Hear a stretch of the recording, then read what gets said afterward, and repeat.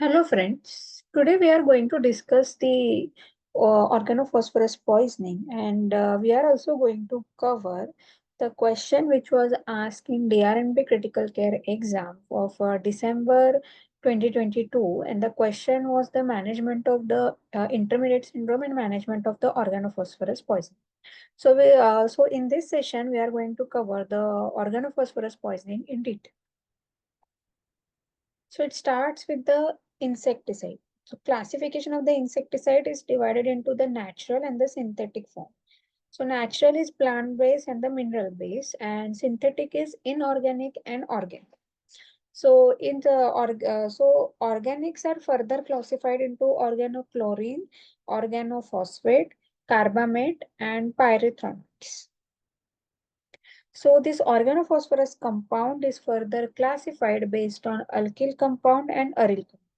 The alkyl compound-based organophosphorus compounds are tetraethyl pyrophosphate, hexaethyl tetraphosphate, octamethyl, pyrophosphates, malathion, dimethox, then dimenton, and then trichloroform. And the aryl compounds are parathion, methyl parathion, chlorothion, diazinon, and paraxon.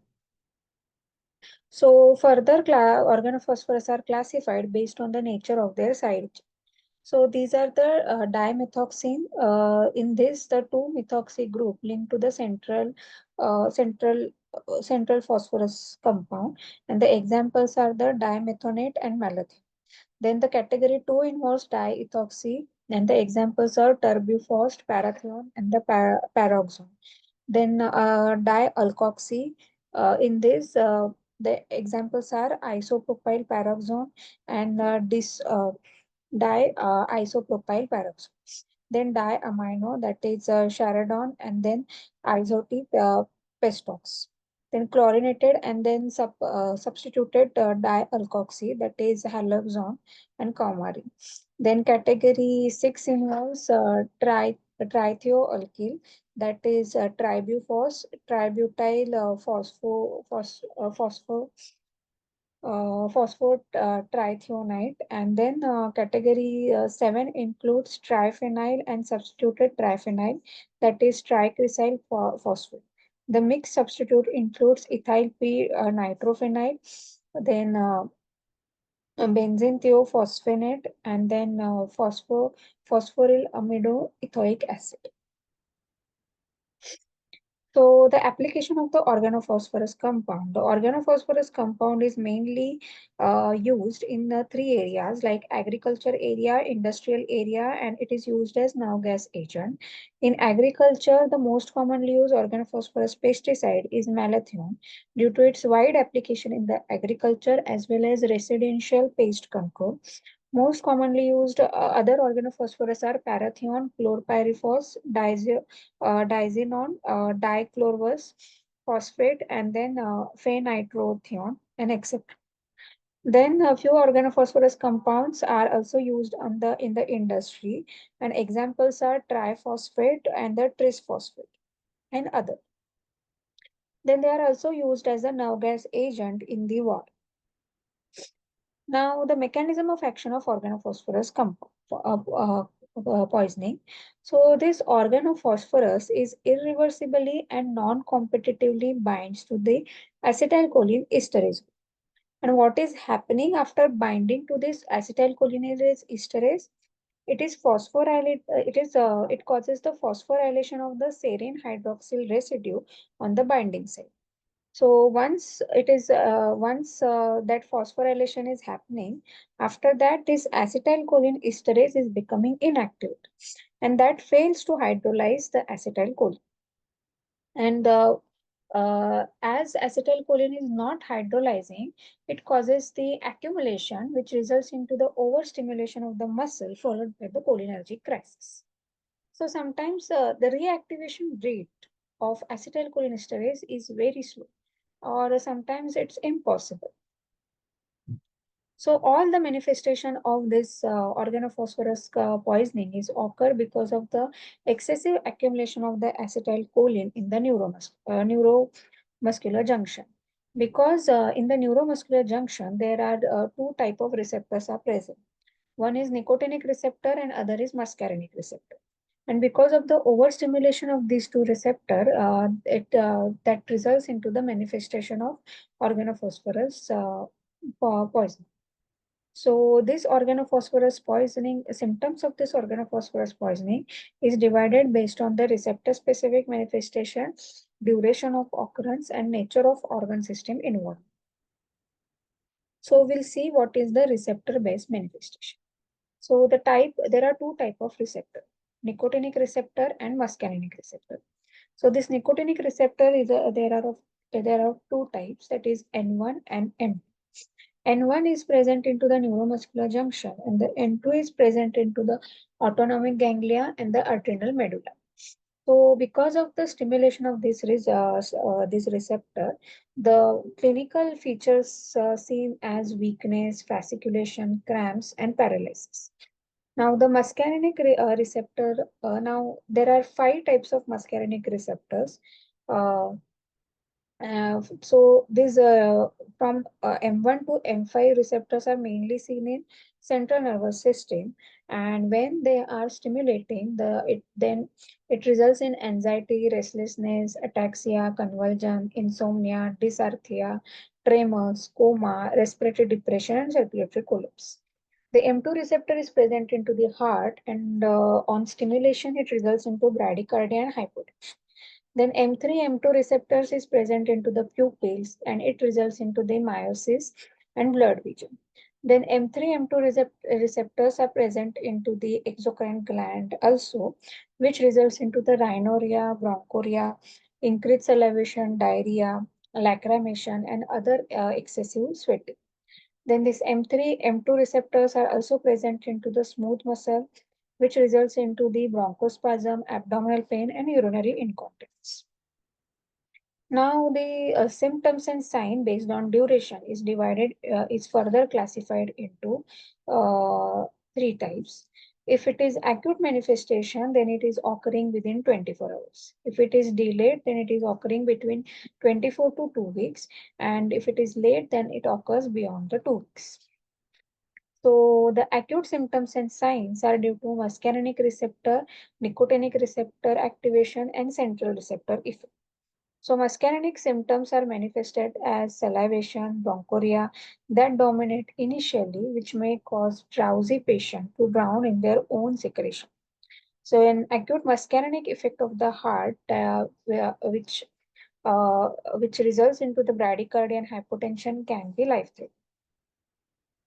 Then nicotinic receptor stimulation mainly result into the muscular weakness, which contribute to the respiratory distress, while acute CNS effect of restlessness, agitation, confusion, sometimes convulsion, further compromise airway, breathing, and increases aspiration risk and hypoxia. Since many of these effects are reversed by atropine, early and appropriate medical attention is vital. Then delayed symptom. With adequate atropinization, the acute cholinergic symptom abate within few hours, but some patients develop the delayed symptom. So acute cholinergic manifestation typically occur within 24 hours of exposure, but sometimes the late cholinergic symptom and signs have been observed in 40 to 48 hours after diclofenac poison. So we'll see. So it is manifested as intermediate syndrome and delayed onset neuropathy. So what is intermediate syndrome? Intermediate syndrome, the best described delayed manifestation, is characterized by the paralysis of proximal muscle, neck flexor, motor cranial nerve, respiratory muscle that develops 24 to 96 hours after poisoning, after cholinergic phase has settled down, with weakness lasting for about up to 18 days. The neuromuscular junction defect has been demonstrated into the electromyography studies. Now, delayed onset intermediate syndrome has been reported 114 hours after metha, methamidophos poisoning. Now why it is like this? Because this methamidophos is highly lipophilic and it is persistent into the fat stools. Then redistribution and the re-inhibition of the cholinesterase may have delayed the symptom onset. Although intermediate syndrome involves the muscle group, focal weakness also have been reported. In particular, laryngeal paralysis, either acute or delayed by 4 to 14 hours, representing as failed extubation. So, if some patient with OP poisoning, if it is ventilated and intubated, and if we are facing the failed intubation, then it could be because of the laryngeal paralysis, which occur into the intermediate syndrome. So, laryngeal electromyography was consistent with the bilateral laryngeal paralysis, although standard needle electromyography was not. Severe and the prolonged diaphragmatic paralysis is also reported with the malachlorine poison. Now, late onset symptoms. The classical late onset neuropathy in OP poisoning is organophosphorus induced delayed polyneuropathy, and it is characterized by distal weakness that occurs 2 to 4 weeks after OP exposure. So, in retrospective patient cohort, the OP-induced delayed poisoning developed in 34.2% between 14th and 22nd day following poisoning and was characterized by cramping pain, paresthesias of extremities followed by weakness of distal limb, especially in the legs. Then molecular target of organophosphorus delayed poisoning is considered to be neuropathy target esterase, which is inhibited by organophosphorus compounds. Then coma.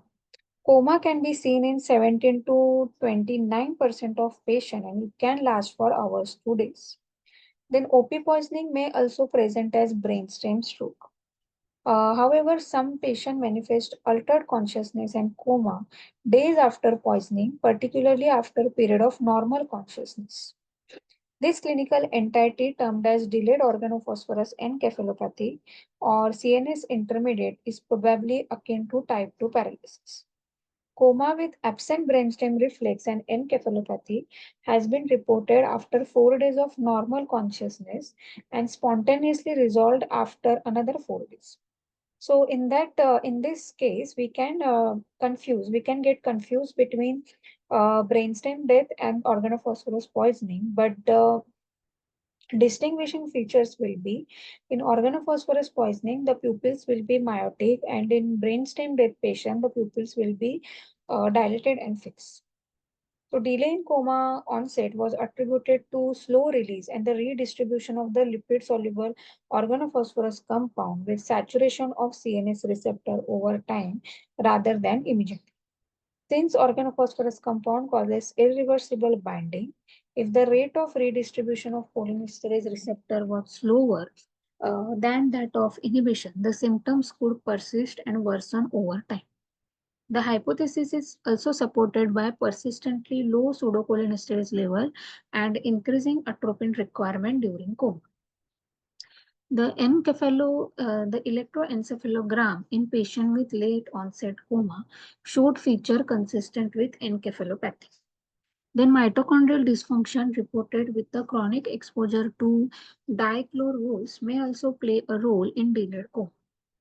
Then delayed onset extrapyramidal signs are not common. Then, in earliest report, 6 patients manifested with dystonia, rest tremor, cogwheel rigidity, chorioathetosis 4 to 14 days after poisoning and disappeared spontaneously in 1 to 4 weeks. More recently, a similar feature were described in 4 patients between 5 to 15 days with complete recovery. Sometimes cerebral ataxia has also been described as delayed presentation. Then electrophysiological changes include reduced amplitude of compound muscle potential, increased distal latency, and normal and slightly reduced nerve conduction velocity. Then nerve biopsy may show the features of axonal degeneration with secondary demyelination. Recovery is usually complete, particularly in the young. However, a mild weakness with increased vibration threshold may persist for 2 years after acute poisoning. Other late onset feature reported include cerebellar ataxia, developing about 5 weeks after acute exposure to OP poisoning, and extrapyramidal symptoms at 40 days. Now the question is why this is happening. Like some patients are presenting in acute, with acute symptom, while the other patients are presenting with the delayed presentation. So the correlation might be related to the route of exposure. So the route of exposure determines the rapidity of the symptom onset. Common route of exposure are inhalation, skin, and ingestion. So inhalational route is the fastest onset, generally within the few minutes to exposure. In the terrestrial attack in Japan, the nerve gas agent sarin instantaneously death by respiratory arrest was suggested in 4 weeks. And in farmers, the inhalation exposure resulting in rapid symptom onset may occur with the sudden change in wind direction during insecticide spray. In skin exposure, the volume of exposure, intactness of skin, and solubility characterize the characteristic of the organophosphorus determine the lack. In one report, nausea, abdominal cramping, arm, leg weakness occur within 30 minutes of dermal exposure to chlorpyrifos, which is a lipid-soluble organophosphorus poison. Although leg weakness improved and weakness of muscle at the site of skin exposure persisted beyond 2 weeks. In another report, symptom onset occurred at 3 hours following exposure to water-soluble organophosphorus monochrotophos through the skin laceration. Then symptoms of poisoning have also occurred after 4 hours and 24 hours after application of the homemade shampoo contaminated with organophosphorus. In rare situation of the subcutaneous chlorpyrifos self-injection, delayed cholinergic phase, prolonged coma, and severe permanent neurological injury were observed. Delayed and prolonged effects were attributed to the adipose and the muscle tissues which are acting as reservoir. In the ingestional poisoning, symptom onset would depend upon the poison load and absorption characteristics. In general, symptoms occur within few minutes to hours. However, the first symptom in parathion poisoning may be delayed for up to 24 hours as parathion must be converted from thion to oxon form which is physiologically active. Many organophosphates readily undergo conversion from thion to oxon. This conversion occurs due to substitution of oxygen for sulfur in environment under influence of oxygen and light and in body chiefly by the activation of liver microsome. Oxons are generally more toxic than thion, but oxon break down more readily and rapidly.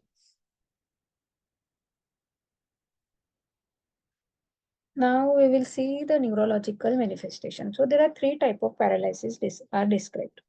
So type 1 paralysis, which is characterized by the weakness, fasciculation, cramps, twitching, which occurs acutely with the cholinergic symptom.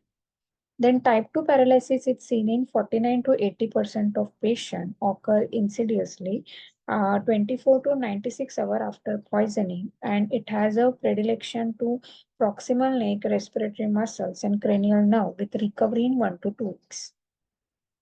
Type 3 paralysis, characterized to distal weakness, occurs 2 to 3 weeks later after poison with recovery in weeks to months.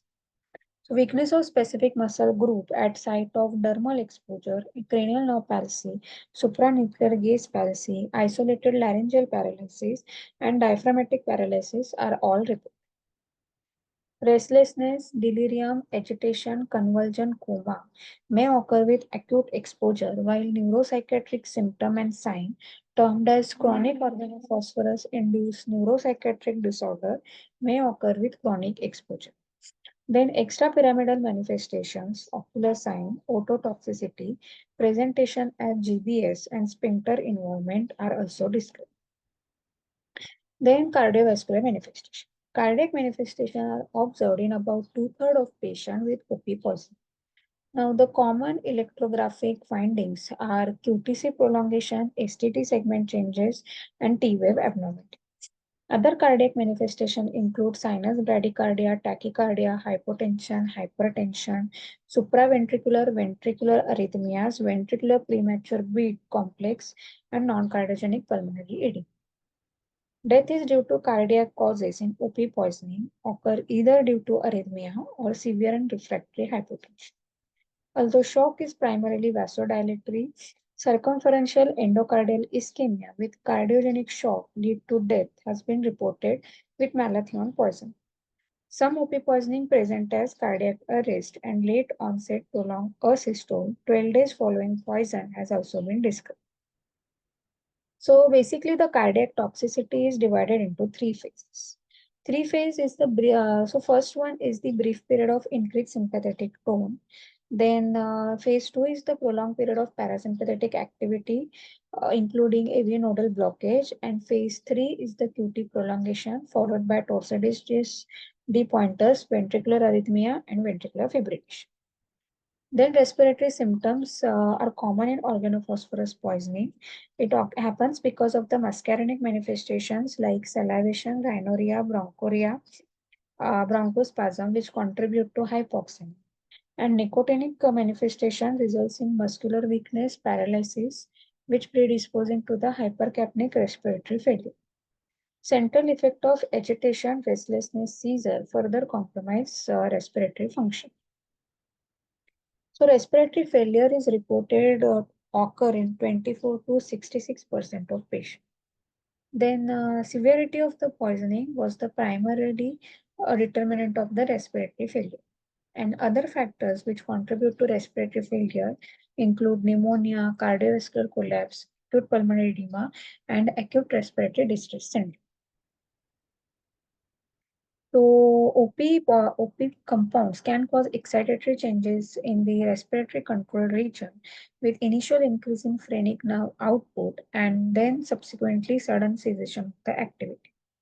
Like exposure to dichlorovis caused a rapid lethal central apnea that was potentiated by hypoxemia and protected by vagally mediated feedback signal.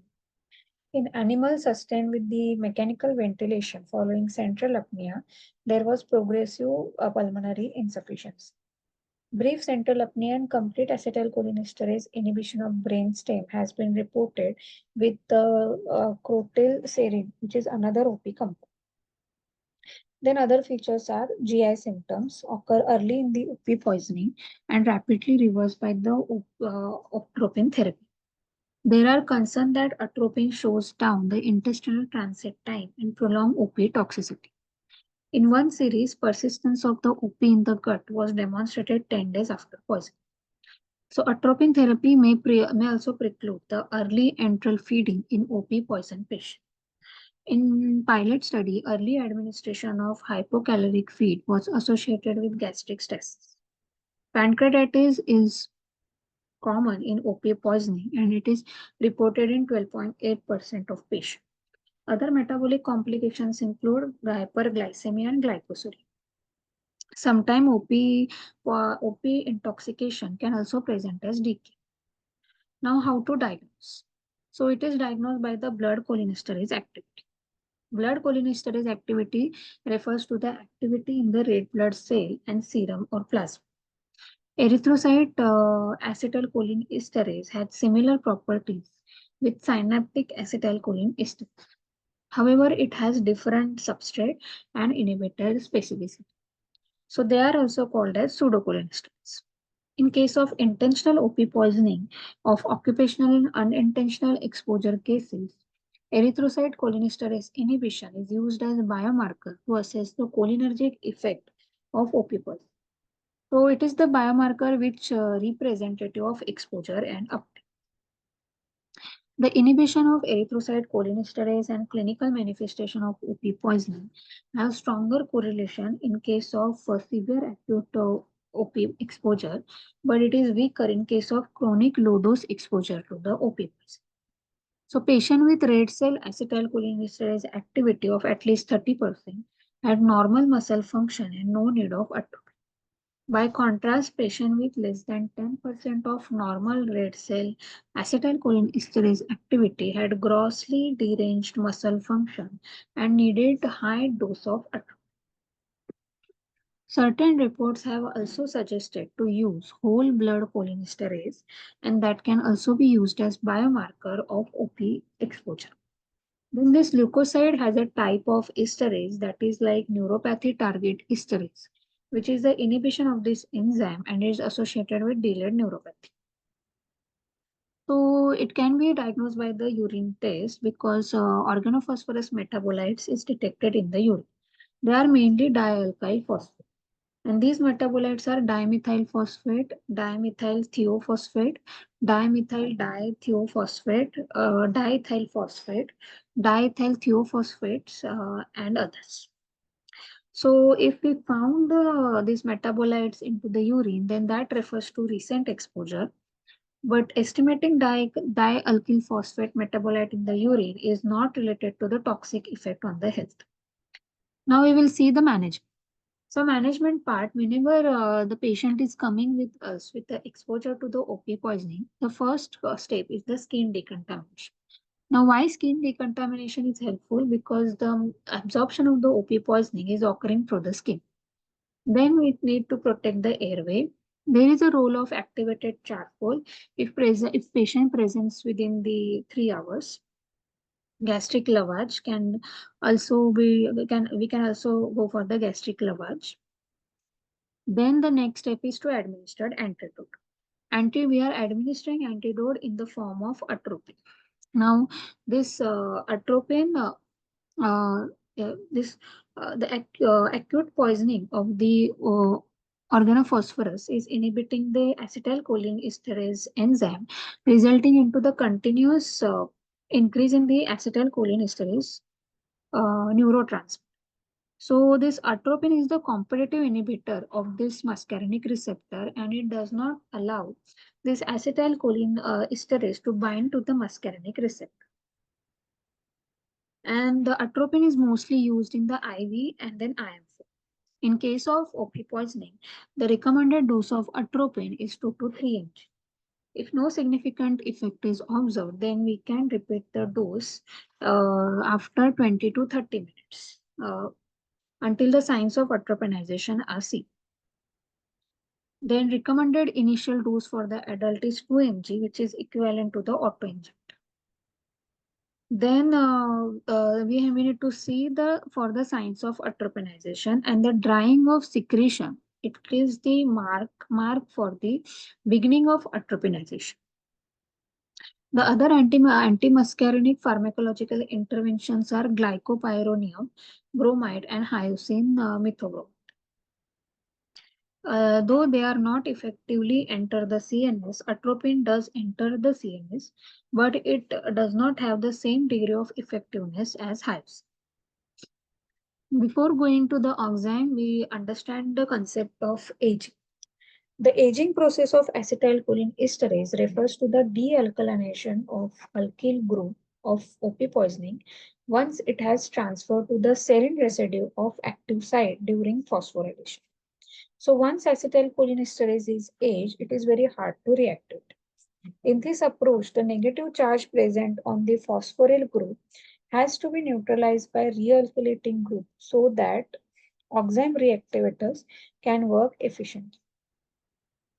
Now the oximes are reactivated inhibited cholinesterase, which removes the block at neuromuscular junction and prevents the formation of phosphorylated enzyme directly detoxifying organophosphate. They do not cross the blood-brain barrier. They should be started as soon as possible, although they are beneficial when given after 24 to 36 hours of exposure. These oximes are minimally active for diamifox, dimethoate, clodrine, methyl diazinon, and methyl phenocaptol. It decreases the amount of atropine required.